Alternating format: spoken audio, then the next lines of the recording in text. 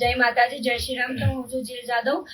અમારો એક વિડીયો બહુ જ વાયરલ કર્યો છે, ન્યૂઝ વાળાને બધાએ બહુ જ વાયરલ કર્યો છે.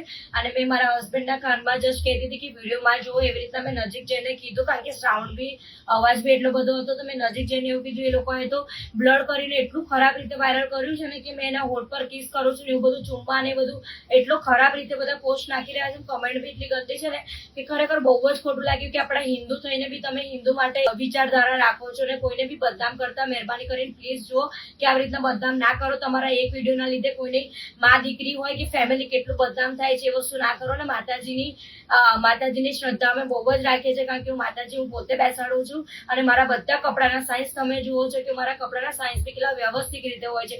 કોઈ બી જાતના અર્ધનંગ કપડાં પહેરીને અમે કોઈ દિવસ નવરાત્રીમાં ગરબા નથી રમ્યા. તમે અમને નહીં, આપણા હિન્દુ ધર્મના ગરબા અને નવરાત્રીને તમે બદનામ કરો છો. તો પ્લીઝ આ બધું અહીંયા સ્ટોપ કરી દો.